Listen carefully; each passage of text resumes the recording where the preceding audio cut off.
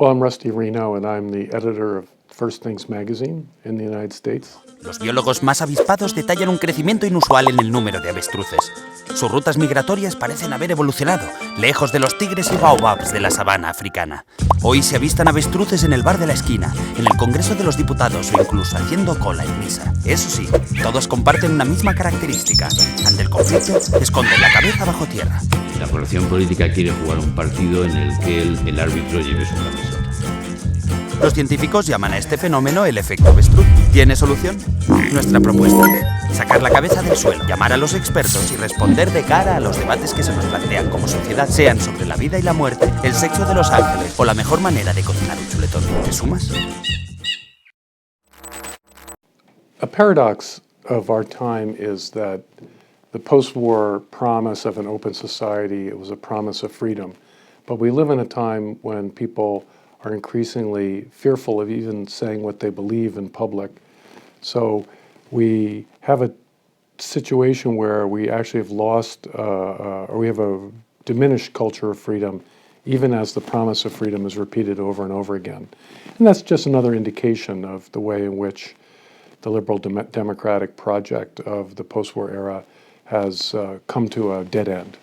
La autoeducación, la autocensura es tan normal, tan natural, que nadie se la cuestiona. Yeah, the weak gods or the soft gods are commerce, self-interest. It's the idea that we would organize our society around things that are not so intense, we're not so passionate about, things that are not so intense.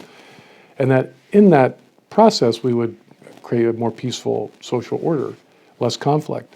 If nothing is worth fighting for, then nobody will fight. If nothing is worth dying for, then nobody will die. But the problem is that those weak or soft gods don't provide us with the anchors for life. They don't provide us with these strong loyalties that galvanize or give meaning and purpose to our lives. And so what we're seeing now in the 21st century is people casting about for commitments, for passions that they can devote themselves to. And those are the strong gods. Strong gods, a metaphor to describe the objects of our love. Well, truth is a strong god. Meaning is a soft god. So meaning, everybody has their own meaning, but truth is more adamantine, more sharper concept. And it's not an accident that in our time we speak a lot about meaning and very little about truth. And so return of the strong gods would suggest a return of the notion of truth to our way of thinking about the future. You want answers! I want the truth! You can't handle the truth! As I see, there are three areas of life where people are the most, where they have the strongest loyalties: family, nation, and then faith, church. And it's important to encourage all three of those, because you don't want the nation to become over-dominant in people's loyalty. It needs to be balanced by a sense that politics is not everything.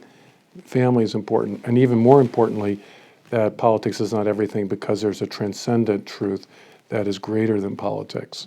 And so both the family limits from below, the church limits from above. And I think that all three of those are needed in our time. Well, there's always a temptation. I mean, liberal theology is a peace treaty between the demands of faith and the attitudes that are dominant in our time. It's an attempt to find a way to minimize the tension. A moderate liberal theology is not always so bad. So it's always spreading among believers in a certain sense, because we're always tempted to make our peace with the world. But I think because the world has become so disordered and so fanatical in a way, and I think transgender ideology is an instance of this kind of fanaticism, that in a way this is good for believers because it makes them realize that no, they have to stand. I need to stand for what the church teaches, what the gospel proclaims, and so we're living in a time when it's clearer and clearer that you're either on one side or the other.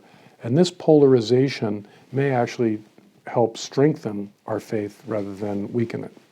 There is a risk that the church will, although in my experience, our church leaders, they are committed to the supernatural mission of the church, the salvation of souls. And so in this sense, I don't worry too much about the church becoming an NGO within sense.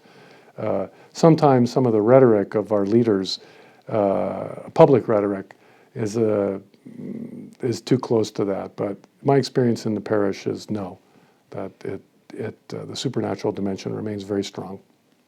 You know, our job as Christian journalists is to, there are two things. It's always been the job of Christian journalism to give the faithful encouragement. But of particular importance today is that Christian journalists give the faithful an accurate and true picture of reality.